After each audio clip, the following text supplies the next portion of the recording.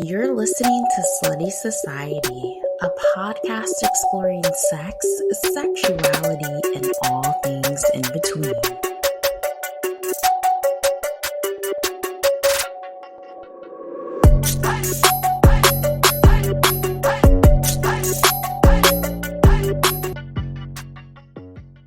Hey, yo, man, you really don't have to be out here like this broadcasting all your fucking porno shit. Hey loves, what's up? I'm your host, Sheila J, and I am here to explore sex, sexuality, and all things in between. Thanks for being here to listen. A long time, no talk. It's definitely been a minute. I believe my last episode was in August. A lot has been going on in my world since then, so I'll take a moment to share what I've been up to, what's been going on with me. Now, around, I want to say the end of August, I unfortunately found out my stepmother has cancer. It's at a stage where she can't have any kind of treatment, so no chemo, no radiation. I took the news extremely hard. I've definitely been struggling a little bit with it. You know, outside of being a mother myself, I don't have a close relationship with family, not even siblings at this point in life. So after losing my dad pretty young, then losing my mom and never having a real relationship with her, my stepmom is really the only person I have consistency with when it comes to family. I'll share with you that our relationship is limited to mostly phone conversations. You know, I've been out west for about 8 years now. She doesn't fly, so she hasn't been able to visit me. We see each other when I come to the Midwest, which isn't as much as I would like with everything I have going on. And I do feel some guilt about that. But even with the distance, I can tell you my stepmom is someone I know honestly, genuinely loves me. So this news about her health has been pretty devastating, even more so since I watched my dad go through cancer twice. It's a disease that really takes everything out of a person, not just physically, but mentally as well. I did go to the Midwest not that long ago and spent quite a bit of time with her. It definitely was hard seeing her sick. She's lost so much weight and she just isn't herself. So I'm trying to take the situation day by day, making sure she knows she's loved, she's appreciated. It definitely sucks knowing it's out of anyone's control, but that's life. The shit happens. It's real. Although this has been rough for me, I think it's also a reminder to live life. Do what the fuck you want to do, experience all of the shit, and fuck what anyone else thinks or has to say about what you're doing. Life is just too short. You never know what each day is going to bring. And it's also too short not to be true to yourself. Now, additionally, loves, I recently found out I have a brother in Brooklyn, New York. Very unexpected. So what would have been my dad's birthday was in October, and that night I had trouble sleeping. I just haven't been sleeping the best since I got the news about my stepmom. I'm super anxious, especially at night. But on this particular night, I randomly Googled my dad's obituary, which I hadn't seen before since I was only 17 when he passed away. I didn't think about reading it back then, but I read it at the lovely age of 36, and it listed that my father has a son in New York. My initial reaction was, what the fuck? This is definitely news to me, right? The next day, I called my stepmom and asked her about this brother in New York, and her response was so nonchalant, you would have thought she was just telling me what the weather was. She's like, yes, it's true. He existed prior to her and my dad getting together, and they didn't really talk about him. You know, I am still in shock, but I've also been considering reaching out to him. I did find his information. A part of me really wants to take a chance and see if he will be responsive. Maybe that comes from wanting to know more about my dad that I obviously didn't know when he was alive, or maybe it's because my relationships family wise are estranged and I'd like to have a chance to actually have a connection with someone.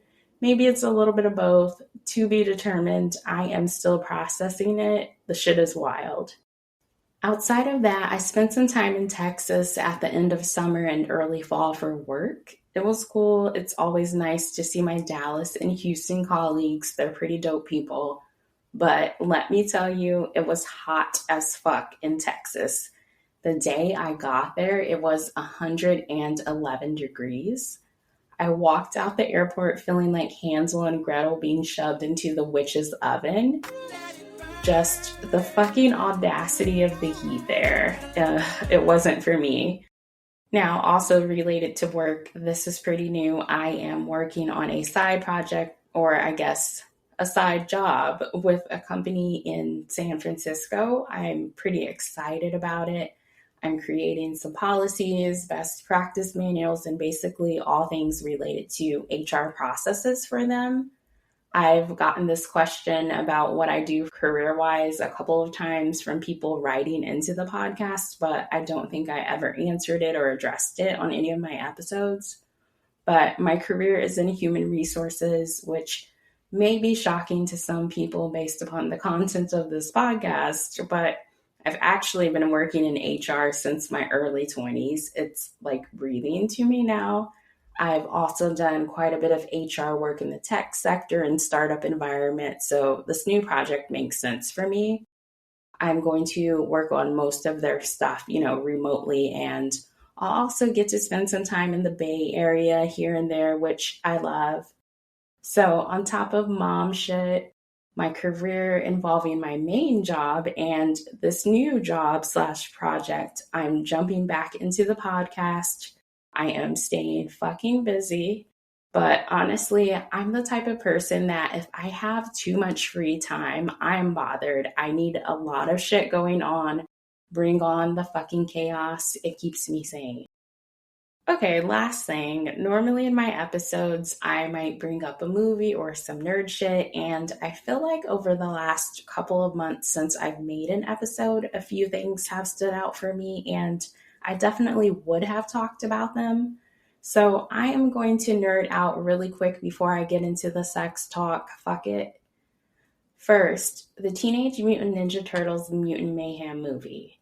By far, in my opinion, one of the best adaptations of Teenage Mutant Ninja Turtles. Let me tell you why. Hear me out. I actually felt like the Turtles were teenagers in this movie. Think about those live action movies from the 90s. The Turtles felt and looked like they were a lot older than teenagers. It was weird. But in the newest movie, even though, it was animated, they really took the time to let the audience know these are teenagers making teenage decisions, from the way they interacted with each other, the way they looked, their wants, and how they viewed life. I was like, okay, these are true teenagers.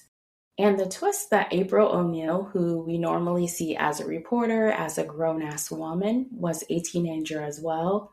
She was in high school, so the relationship, that connection between her and the Turtles felt more genuine. It felt more real to me than I've seen it in the past. But this movie brought me so much joy as someone who used to read the comic books, who had all of the action figures as a kid, and who showed up to all of the sleepovers with a Teenage Mutant Ninja Turtle sleeping bag when everyone else had Barbie or some princess. That was me. I was that girl. So I really appreciated this movie. I could say so many positive things about it. Loved it. Now, second, I want to talk about the live action One Piece series on Netflix. Fucking awesome. As someone who watches anime, who has watched this specific anime, I was impressed with the live action series. When I first heard it was coming out, I wasn't sure how things were going to go because the live action Cowboy Bebop didn't go so well, which is unfortunate because Cowboy Bebop is one of my favorite anime series. Don't anyone write me talking shit about Cowboy Bebop. I stand by it being my favorite, but I watched the live action One Piece with my daughter, who happens to be a huge anime head as well. We were two nerds in paradise binging this shit. The diversity in the cast that they chose for the characters and overall casting was great. The actor playing Luffy nailed it. The one playing Zoro did as well. Honestly, everyone did a good fucking job. The fighting scenes were a highlight for me. Even though it was live action, I still felt the anime in the coordination of the fights. The camera work was an A plus for sure. I can't wait for another season of this. I am here for it. And the final thing I have to nerd out about is Gen Z on Amazon's Prime Video, which is the spinoff from The Boys. I actually like Gen Z more than The Boys. Not that The Boys isn't good, but to me, Gen Z is even better. The way they introduced Marie's power with the blood, that shit was disturbing but awesome at the same time. Kind of genius. I think the way they ended the season leaves a lot of opportunities for the next one. It can go so many ways. Hopefully they don't fuck it up. But all right, loves, I'm going to reel in my inner nerd and discuss some topics I picked out related to this episode, get into some segments, and then wrap things up with a personal sex story. So I am doing this podcast about sex, right? I'm being wide open about my sexual experiences and thoughts on sex as a woman, unfiltered, the good, the bad, the dirty. But because I am secure about speaking this openly as a woman, there will be people who frown upon it, people who judge me for it, which I anticipated, which I expected when I decided to do a sex podcast. There will be people who think I'm doing too much. Fuck them though, right? But throughout my life, I've often thought about society's need to control a woman's sexuality and to limit her power when it comes to anything related to sex. Let's think about a current example, women in hip hop, the current standing of women rappers. Now, in the past, we would have one, maybe two female rappers that were quote unquote the it person, the it woman. During this time, most had to be co-signed by a male rapper to get into the industry. That's just how things were. And once they were in, once they were co-signed, if they wanted to talk about sex, they could. If they wanted to show off their bodies, they could. It was cool, right? But in the present, we have so many, a variety of women rappers who talk about sex, who show their bodies how they choose, and they didn't have to be attached to a dick to do this. They're just fucking doing it. They're everywhere, and I love it. I'm here for it. But many people are bothered. There are men bothered by this. There are women bothered by this. I don't remember this many people ever being bothered by video vixens in male-dominated rap videos acting as props, being accessories while being almost naked. And me saying this by no means is a diss to video vixens or models in music videos. Get it, girls? I love it all. I'm simply saying that when a male rapper has ass all in the camera of their music videos, when they speak about all of these hoes getting their dick sucked, bitch this, bitch that, no one gives a fuck. It's looked at as normal. But now we have a large amount of female rappers who are writing their own lyrics, in control of their own image, loving their bodies, showing their bodies, talking about how they like sex, how they want sex, what doesn't feel good to them sexually, and all of a sudden, motherfuckers are offended or feeling some type of way because they are controlling the narrative themselves. Because when it's a woman controlling her own sexuality, not someone else, it's viewed in a negative light. It's a problem. These women are not good influences. Put on some clothes, etc. It's almost like, how dare these women choose to quote unquote objectify themselves? They shouldn't be allowed to do that. It's only okay if the men are doing the objectifying. I think anytime a woman is in her own power, or even when a woman isn't attached to a dick, isn't led by a dick, it's confusing to some people in society. There are people that look at both of those things like they are something bad or like something's wrong with this woman. Think about how society looks at women in general if they aren't in a relationship, if they aren't married, or if they're not on a path to being married. I've mentioned this before, but I watch a lot of stand-up comedy. I go to a lot of shows. So I was at a stand-up comedy show not that long ago. It was a comedy club in Seattle, a pretty intimate setting. My friend and I were seated in the front row right in front of the stage. So at this comedy show, I had a low-cut top on, and the comedian who was performing made several jokes about my boobs throughout the show. Attention. Attention. We're looking for the chick with big boobs. Yeah, we are ready to do you now. Fine, cool. I took no offense to that. I know the comedian is always going to do crowd work, interact with the audience in real time, especially if you are seated right up front. Now, at one point, he came back to the part of the stage I was sitting in front of and asked if I was single out loud for the audience to hear. When I said yes, his response was, "Well, what's wrong with you? You must be crazy or something. You're too fine to be single." Now, again, I personally wasn't bothered by the comedian, but I know those kinds of statements stem from how some people actually feel in society and what they believe in real life. I get those kind of responses to me being the age I am and being single all of the time. It's nothing new. So if we're talking from a general stance, patriarchy has already created a lot of unrealistic expectations for both women and men in society. It's also created misogyny, and both have affected how a lot of people view sex and sexuality, especially when it comes to women. And I have to make this clear. I've said this before. I am not here to do this women versus men shit we see often on different platforms. Those conversations are counterproductive, and to be honest, most people who lead those conversations aren't interested in finding a resolution. They're interested in creating content to get more attention. It doesn't matter to them how delusional they sound. It doesn't matter how much misinformation or hate they spread.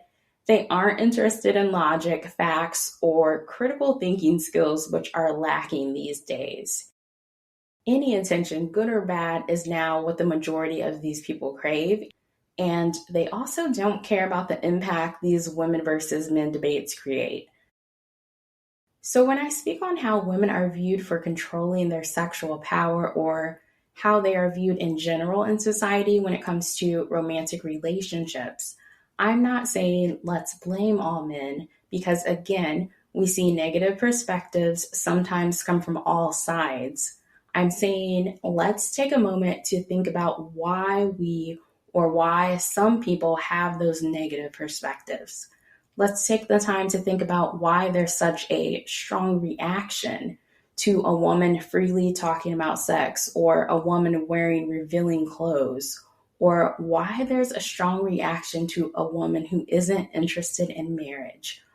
What are we, what are you, what are others internalizing to create these stronger negative reactions?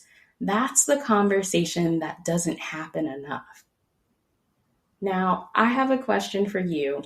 Each episode, I'm going to present a question, hoping for your feedback. By the way, before I start the question, my next episode is going to be a feedback episode. I have quite a bit of feedback, questions, and comments to go over for a couple of previous episodes. I definitely appreciate those listeners who took the time to reach out. I thank you for that. I'm excited to respond and share. Just had to say that really quick. But this episode's question is, what's a gender stereotype you think you've learned from society, and how have you internalized it? You can reach out to me via Instagram at Slutty Society Podcast, or you can email me at sluttysocietypodcast@gmail.com. Per usual, this will be on the episode's Spotify page since I use Spotify for podcasters to make my podcast. Again, the question is, what's a gender stereotype you think you've learned from society and how have you internalized it? Okay, let's switch gears a little bit. In the spirit of celebrating female sexuality, I want to talk about different types of female orgasms. So, I was masturbating a few mornings ago, as I do most mornings, starting my day off on a positive note. But the orgasm I had wasn't as strong as I would have liked, which happens from time to time, depending on, if I'm using my fingers, what toy I'm using, or what spot I'm touching to make myself come. And on this particular morning, after this mediocre masturbation session, I started thinking about different levels of orgasms I felt. So I got up, wiped the cum off of my vagina, washed my hands, and laid back in bed a little longer researching about orgasms. And I came across this article on health.com that talked about not one, not two, but 10 different types of female orgasms. All right, so the first one listed is the clitoral orgasm. I feel like this one is the most common, but I also think there are a lot of people who believe this is the only way women can come, which makes it the most common. For me personally, this one isn't my favorite. Not that I can't enjoy it, but as I've said before on the podcast, I need very soft touches here.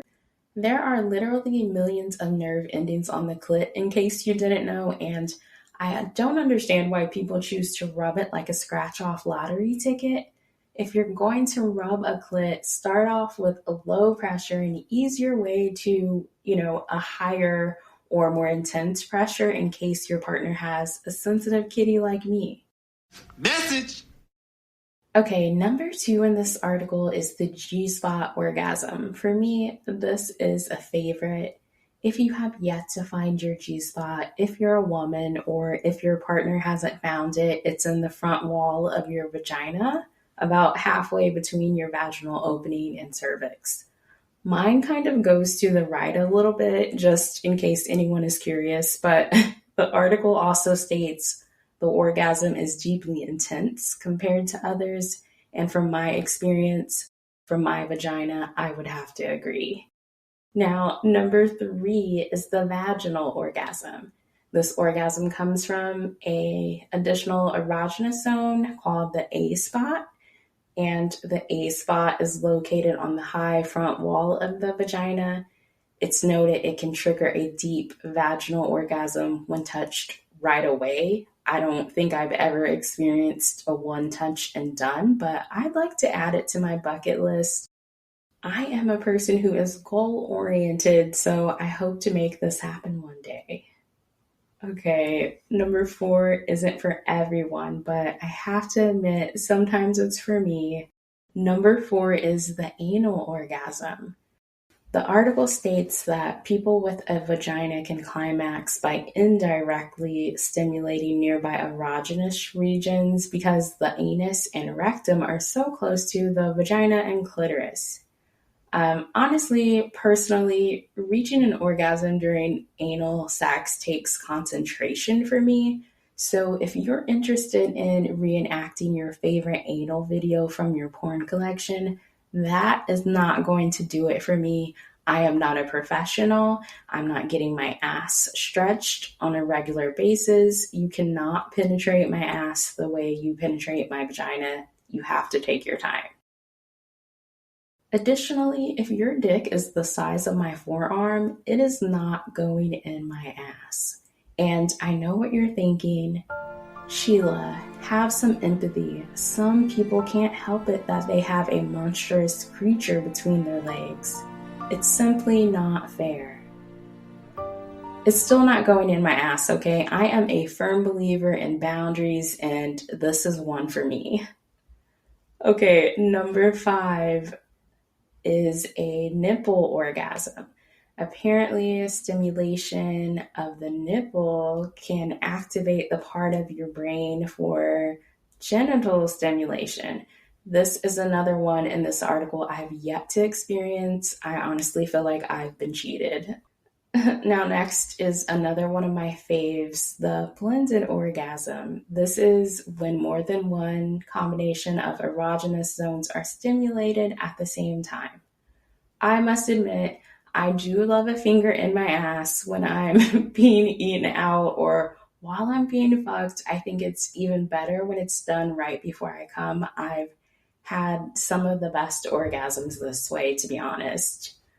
And number 7 is multiple orgasms. People with a vagina can experience multiple orgasms because they don't require as much downtime between an orgasm and arousal. I have to be beyond turned on for this to happen, which brings me to number 8, squirting orgasms. I have to be beyond turned on for this to happen as well. I would think most people listening know what type of orgasm this is, but in case you don't, squirting is when a person with a vagina releases a gush of fluid when you come, just like a broken faucet or a busted pipe is probably a better example. But yeah, this happens to some people, not to all. I've only experienced it a few times myself. So going to number 9 is the exercise orgasm, which as much as I work out, as much as I go to the gym, as much as I go on hikes and shit, I am highly upset I've never been mid-squat, mid-run, holding a plank, and burst into climax. Apparently, there was a study from Indiana University, shout out to the Midwest, but in this study, they found 370 of 530 women surveyed had experienced an orgasm or sexual pleasure while working out, usually from core-based exercises, which now I feel like I need to switch up my gym routine a little bit. I need this to happen to me. Last but not least is the sleep orgasm, which is similar to when people with penises have wet dreams. So the sleep orgasm or nocturnal orgasm starts with an erotic dream. This can lead to increased blood flow to the genitals and lubrication, making your body orgasm while you're asleep. I'll take this kind of dream any night. I honestly wish I could have more of them. Maybe if I go to bed with porn playing, I can manifest some sleep orgasms. Okay, so before I get into my segments, I want to talk about a place I enjoy visiting to appreciate a woman's body, the strip club. I love going to the strip club so much that I even used to go with one of my brothers long ago. Now, we would go our separate ways once we got there, but I've been going to strip clubs before I was legally supposed to be in there. For me, it's beyond going to just lust over a half naked or naked woman. As I said, I honestly appreciate a woman's body. I think if you're a person that spends too much time online, too much time on social media, it can appear that only one body type or maybe a couple of body types of a woman is the right body type or the best body type. But there are so many different body types and so many things to appreciate about the variety of them. Going off topic a bit because it's kind of related to the statement, I've been watching the show on HBO's Max streaming channel called Naked Attraction. And in each episode, there's someone, sometimes a woman, sometimes a man, but the person is looking for a date and they are given several people to choose from. Now, these people are in a glass box and it starts off where you can only see them from the waist down. Just a warning, nothing is blurred out, so you can see their dick or their pussy, all of the parts, right? Now, the person searching for someone to date eliminates someone solely based upon their waist down. And then in the next round, you can see the remaining people from the shoulder down. Then someone's eliminated, and then everyone's face is shown. Last, you can hear their voice. Then when it's time for the person to make the final decision, they have to get naked. But what I like and appreciate about this show is that it's not like the typical dating show where everyone has similar or the same body types. In this show, you are getting all kinds of bodies. And what makes it more interesting is that different people on each episode are into different things, or they appreciate different things on the body, which is the opposite of what social media or the media in general tries to tell us. The show also throws in a little bit of body and dating facts here and there throughout the episodes, which, I love to learn. So check it out if you have time. It might give you a different perspective or a different outlook on how we view bodies. But going back to strip clubs, I not only appreciate a woman's body and different body types when I go to a strip club, I'm kind of in awe or fascinated by the beauty of a woman's body when I'm there. I feel very connected to the energy in a strip club. I look at strippers in an empowering light, and as a woman, it makes me feel empowered when I'm in a strip club. I know that's not, the norm of how a lot of people view strippers, but it's how I do. I love going to strip clubs with friends, with someone I'm dating, or in a relationship with, or really whoever just wants to go, to be honest. I am always down to go to a strip club. But I have learned I cannot go to a strip club alone. I had a bad experience a few years ago where I went to a strip club by myself, got harassed and followed by this man, this stranger. He kept asking if I worked there, and regardless of how many times I told him no, he would not leave me alone. He followed me throughout the strip club. He followed me outside and even across the fucking street. I literally went across the street to hide from him. My car wasn't even over there. But he came and found me. Thankfully, this other guy intervened and got him away from me. It was completely wild. To be a woman. I do, however, have a positive story about one of my favorite memories involving a strip club, which I'll share at the end of the episode. But for now, let's go ahead and get into In the Media.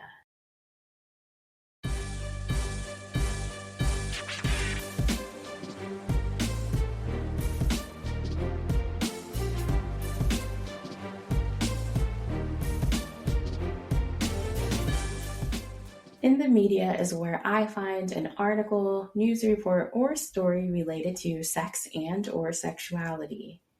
The first story is exotic dancers at a Portland strip club become second nationally to unionize. So this one has a video. I'll go ahead and play that. Walk down a block in Portland and there's a good chance you might see an exotic dance club. Fun fact, really quick, Portland has more strip clubs per capita than any other city in the United States. I don't think a lot of people know that. So technically, Houston, Texas has the most strip clubs total. And I want to say Portland's at number 2. However, Houston's population is a little over 2 million people, and Portland has somewhere over, I think, 600,000 people. So if we're talking about per capita, that's the number of strip clubs per person or per resident. Portland surpasses Houston. Houston has, I think I read, 65 total strip clubs, while Portland's at 54. So I thought that was interesting anyways. What you probably won't see here or anywhere else across the country are those dancers outside on the sidewalk picketing. But that's what happened here at Magic Tavern a few months ago. And those workers are still on strike, asking for safer working conditions. We didn't have proper security to walk us out at the end of the night. A few months ago, Bishop and a couple dozen other dancers had enough. They'd been working here at Magic Tavern. But she says whenever a dancer complained about their safety, they were fired. There was a gas leak or a gas smell near the kitchen. The flooring was uneven. There wasn't really any security. The person who was doing security was also bartending and working in the kitchen. And she says the pole, a pretty important feature, wasn't installed properly either. So they did what plenty of workers do.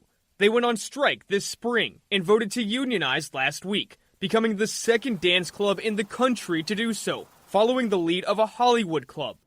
It's constant unsafe work conditions, and we felt that as sex workers and as strippers that we deserve safe working conditions just like anybody else. But it's true, their situation is a little bit different. The dancers are independent contractors. They don't have a contract with ownership, who is not in favor of the unionization. In an Instagram post, management says independent contractors are free to work where they feel, quote, most at home. They say any further action hindering their business will be viewed as harassment. Still, a spokesperson for Actors Equity Association, which is helping the dancers unionize, says they do have a leg to stand on. They say the dancers are actually not independent contractors because they don't decide their shifts, their rates, or their clients. They say it doesn't matter that the dancers were paid on commission by clients. Since we're unionized now, our next step is to negotiate with the owner. And we're just waiting for him to come to the table and negotiate with us. They hope those negotiations begin soon and that this coming week the National Labor Relations Board will certify their union. But for now, they're out of work, and the Magic Tavern has kept the show going, hiring other dancers to climb that allegedly unsafe pole. In Northwest Portland, Thomas Schultz, KGW News.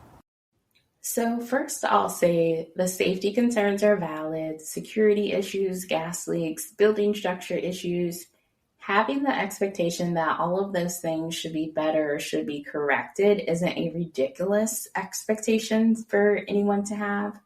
The issue here, and this is me being straightforward and honest, most people of our society don't have empathy or compassion for strippers or for sex workers in general. Even though the strip club is around a $7 billion industry alone, people don't give a fuck. It's sad, it's unfortunate, but there will be businesses in this industry that take advantage of that and try to do whatever they want and get whatever they want with no concerns about the safety of the workers.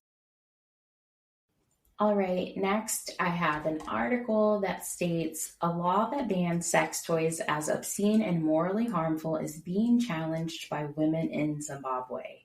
So I'll just do a high-level review of this article, but there is a woman that the article is about. Her name's Sitable Dawa. She's 35, and I probably pronounced her name incorrectly, so I apologize there. But she was content with her sex life when she was married, but after her divorce, she found her prospects for erotic pleasure rather bleak.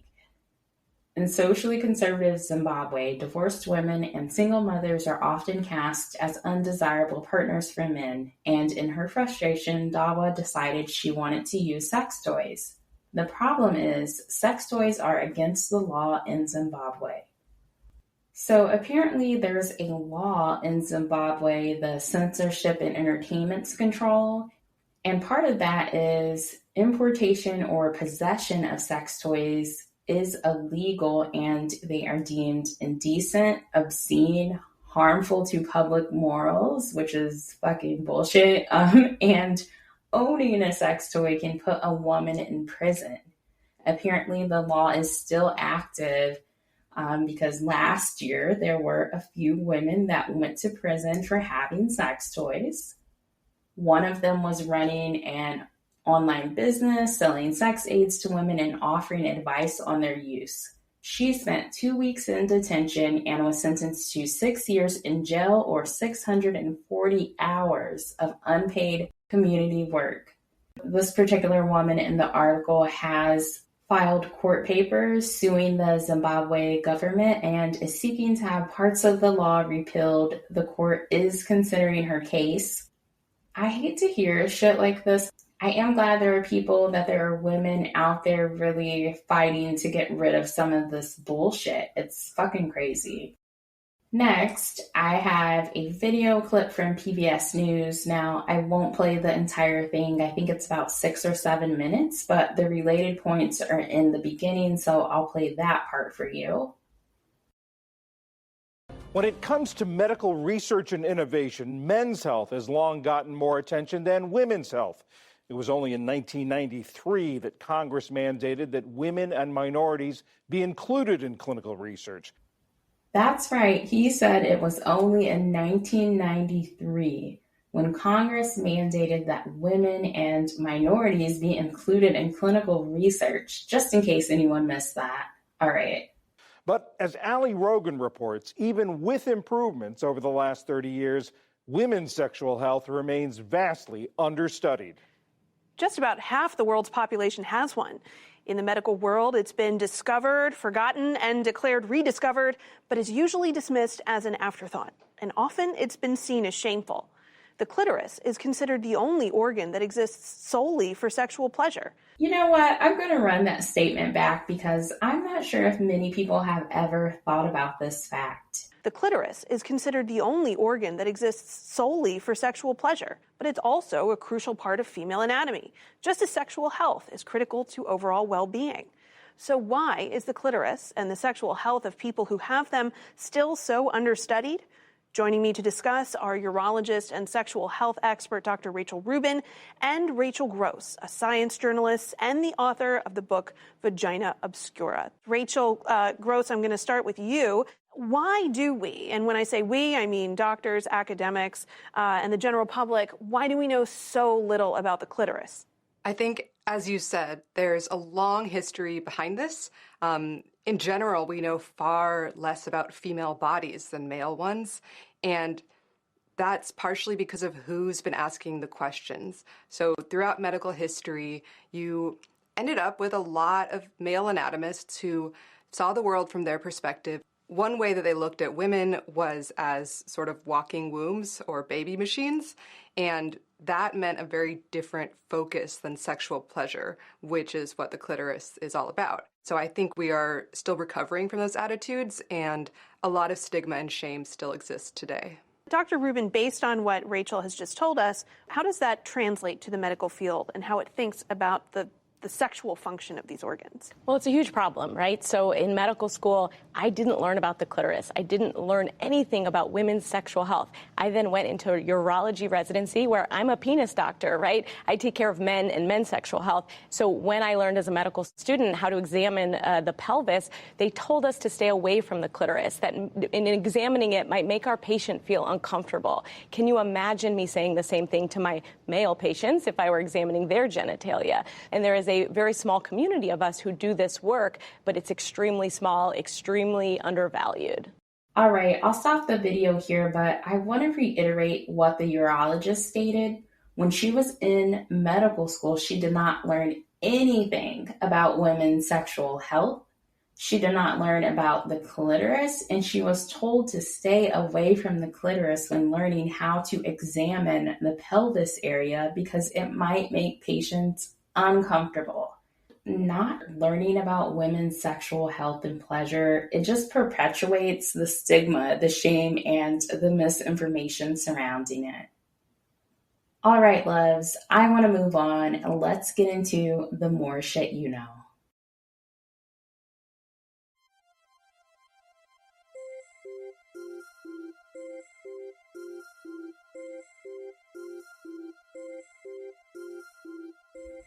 For this episode, I have some women's sexual pleasure facts from history.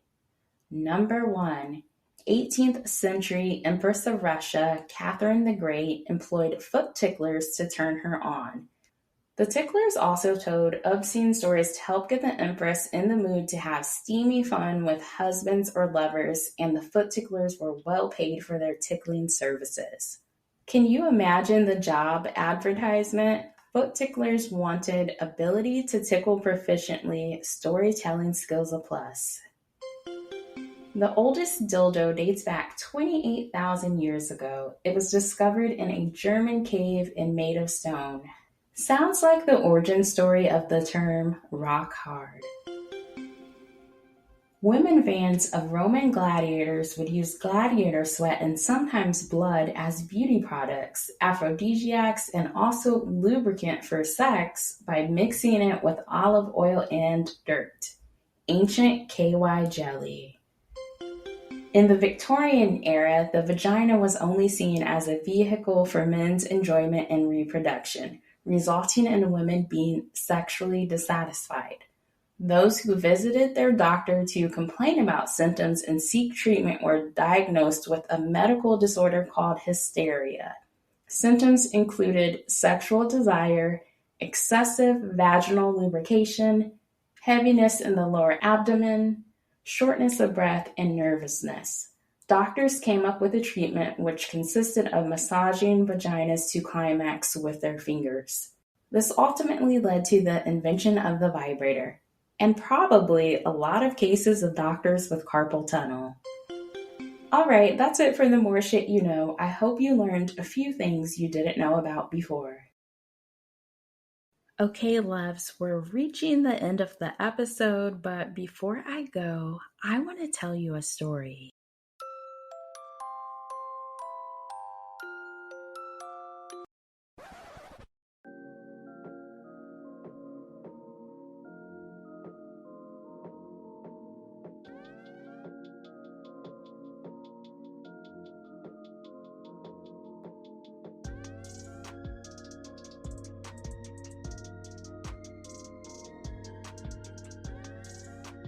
I'll call this story Dinner and a Strip Club. It was the birthday of a boyfriend I had at the time. We were out of town on a trip, and I wanted to plan a fun evening and night for us. I took him to dinner at a restaurant he wanted to try, and afterwards, I took him to a really nice strip club. I got us a table with bottle service. We both got several lap dances throughout the night. It was a fun, sexy time. At some point, one of the strippers asked if we wanted to pay for a private room for a couple's lap dance. I thought, why not? We're having a good time. It's his birthday. Let's do it. Besides, the stripper was sexy as fuck. We go to the private room, sit down. The stripper dances on my boyfriend, then dances on me. She's all over the both of us. I was so turned on. I was so wet. All I wanted to do was get out of there and fuck my boyfriend. After the private dance, I closed out our tab for the table and got a car so we could head back to the hotel. On the ride there, I'm whispering in his ear about all of our favorite strippers of the night and how I loved watching them touch him. We get to the hotel, make out in the elevator, then finally get to our room. As soon as the door closes behind us, he already has my dress up, pulls my panties down, and starts fucking me against the wall. I can't remember how many rounds of sex we had. All I know is that the sun was coming up by the time we went to sleep, and the hotel room looked like a tornado went through it when we finally woke up. Okay, loves, that's it for this episode. I hope you enjoyed it. You can follow the podcast on Instagram at Slutty Society Podcast. You can email me your feedback, questions, dirty thoughts, and sex-related stories to sluttysocietypodcast@gmail.com. Thank you for listening as always. I'll talk to you later. Bye, loves.